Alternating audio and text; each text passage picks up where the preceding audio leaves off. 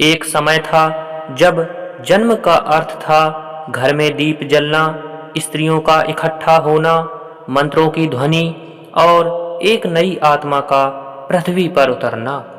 और आज जन्म का अर्थ है नीली रोशनी वाला ऑपरेशन थिएटर, मशीनों की बीप, दस्ताने, चाकू और एक हस्ताक्षर, कंसेंट फॉर सर्जरी।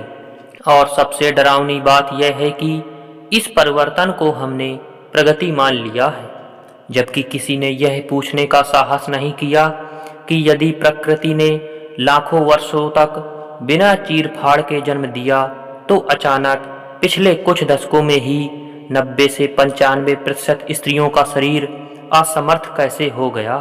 क्या सच में ऑपरेशन जीवन रक्षक है या सुविधा रक्षक? फिर आज ऐसा क्या हुआ कि सहज प्रसव अपवाद बन गया और ऑपरेशन नियम? और इसी प्रश्न के गर्भ में छिपा है वह उत्तर जिसे आधुनिक व्यवस्था बोलना नहीं चाहती और सनातन परंपरा आज भी मौन में संभाले हुए है। आज जैसे ही स्त्री गर्भवती होती है, उसे रोगी घोषित कर दिया जाता है। आज की चिकित्सा व्यवस्था यह मानकर चलती है कि प्रकृति अविश्वसनीय है और मशीन विश्वसनीय। आज जैसे ही स्त्री गर्भवती होती है, उसे रोगी घोषित कर दिया जाता है। हर महीने जांच, हर जांच में संभावित खतरा, हर खतरे के साथ डर। और यही डर शरीर में सबसे पहले जिस तत्व को बिगाड़ता है वह है वात। आयुर्वेद का वही तत्व जो गति, प्रसार और शिथिलता को नियंत्रित करता है। और जैसे ही वात बिगड़ता है, गर्भाशय कठोर होने लगता है, संकुचन असमान हो जाते हैं और वही स्थिति बनती है जिसे आधुनिक भाषा में फेलियर टू प्रोग्रेस कहा जाता है, जबकि वास्तव में यह फेलियर ऑफ ट्रस्ट होता है। दूसरा बड़ा कारण है जीवन शैली। सनातन काल में गर्भिणी स्त्री चलती थी, बैठती थी, झुकती थी, धरती से जुड़ी रहती थी। आज वह कुर्सी, सोफा और बिस्तर से बंध गई है। उसके पेल्विक मसल्स ने वह कार्य करना ही छोड़ दिया है जिसके लिए उन्हें बनाया गया था। और जब वह क्षण आता है जब शरीर को खुलना चाहिए, तब वह जाम मिलता है। और जाम का समाधान आधुनिक व्यवस्था के पास केवल एक है, कट। तीसरा कारण है भोजन। सूखा, ठंडा, पैकेट बंद, रसायन युक्त आहार जो शरीर को पोषण नहीं बल्कि सूजन देते हैं। और सूजन वाला शरीर कभी सहज नहीं खुलता। चौथा कारण है समय। नॉर्मल डिलीवरी में समय लगता है, धैर्य लगता है, उपस्थिति लगती है, जबकि ऑपरेशन में 45 मिनट लगते हैं। और व्यवस्था को वही चाहिए जो तेज हो। पांचवा और सबसे खतरनाक कारण है मानसिक कंडीशनिंग। स्त्री को बार बार यह बताया जाना कि उसका शरीर पर्याप्त नहीं है, कि मशीन के बिना वह सुरक्षित नहीं है। सनातन शास्त्र ऑपरेशन के विरोध में नहीं है, वे ऑपरेशन पर निर्भरता के विरोध में हैं। वे कहते हैं कि जब गर्भावस्था को 9 महीनों की साधना बनाया जाए, तब जन्म अपने आप सरल हो जाता है। सनातन दृष्टि में प्रसव की तैयारी 9वें महीने में नहीं बल्कि पहले दिन से शुरू होती है। और उसकी नींव होती है दिनचर्या। दिनचर्या का अर्थ केवल उठना बैठना नहीं, बल्कि शरीर को यह सिखाना है कि उसे कब कठोर होना है और कब खुलना है। सुबह का सूर्योदय के साथ उठना शरीर की जैविक घड़ी को स्थिर करता है। गुनगुना जल पाचन को जगाता है, हल्की मालिश नसों को कोमल बनाती है और यह कोमलता धीरे धीरे गर्भाशय तक पहुंचती है। गर्भिणी का आहार स्निग्ध होना चाहिए, क्योंकि स्निग्धता ही प्रसव का मूल है। सूखा शरीर नहीं खुलता। कब्ज को यहाँ केवल असुविधा नहीं बल्कि प्रसव विघ्न माना गया है। चलना बैठना, जमीन के पास रहना, ये सब पेल्विस को उसका प्राकृतिक कार्य याद दिलाते हैं। योग को यहाँ प्रदर्शन नहीं तैयारी माना गया है। बद्ध कोणासन, मालासन, वज्रासन जैसे आसन शरीर को नीचे की ओर खुलना सिखाते हैं और प्राणायाम श्वास को लंबा, गहरा और निर्भय बनाता है, क्योंकि शास्त्र कहते हैं कि जिस स्त्री की श्वास सहज है उसका प्रसव भी सहज होता है। अंतिम महीनों में तेल विश्राम और मानसिक स्वीकृति शरीर को यह संकेत देती है कि अब संघर्ष नहीं, सहयोग का समय है। और यही कारण है कि शास्त्र जन्म के दिन से अधिक महत्व पूरे गर्भकाल की दिनचर्या को देते हैं।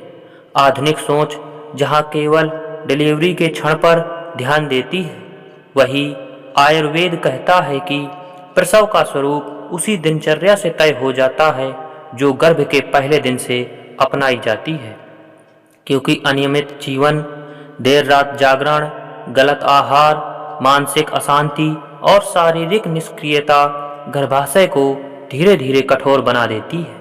गर्भ के शुरुआती महीनों में झटकों और अत्यधिक परिश्रम से बचना तथा हल्का चलना और प्राकृतिक मुद्राओं में बैठना पेल्विक क्षेत्र को सक्रिय बनाए रखता है। आहार यहाँ केवल पोषण नहीं बल्कि शरीर को दिशा देने का माध्यम है। सूखा, ठंडा और प्रोसेस्ड भोजन शरीर को जकड़ता है, जबकि स्निग्ध, ताजा और गुनगुना आहार उसे लचीला बनाता है और यही लचीलापन आगे चलकर प्रसव मार्ग में बदलता है।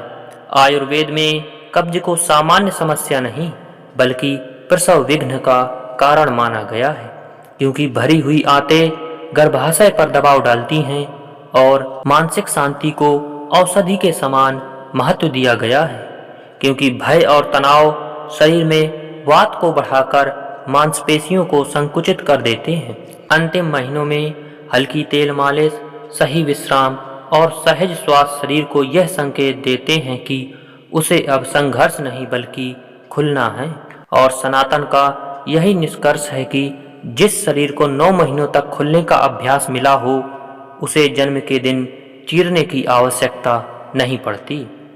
शास्त्र यह नहीं कहते कि गर्भवती स्त्री को कठिन आसन करने चाहिए, बल्कि वे यह संकेत देते हैं कि शरीर को धीरे धीरे उस अवस्था में लाया जाए जहां वह डर के बिना खुल सके, क्योंकि भय से जकड़ा शरीर कभी सहज जन्म नहीं दे पाता। आधुनिक समय में योग को अक्सर प्रदर्शन या फिटनेस तक सीमित कर दिया गया है, जबकि गर्भावस्था में उसका उद्देश्य बिल्कुल अलग है। पेल्विक क्षेत्र में रक्त संचार बढ़ाना, मांसपेशियों को लचीला रखना और मन को स्थिर बनाना।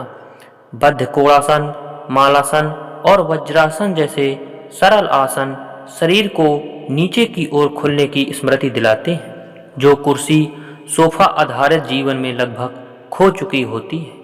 और यही स्मृति आगे चलकर प्रसव के समय शरीर को सहयोगी बनाती है। इसी कारण गर्भावस्था में अनुलोम विलोम और भ्रामरी जैसे प्राणायामों को महत्व दिया गया है, क्योंकि वे मन में चल रही आशंकाओं को बिना दबाव के शांत करते हैं।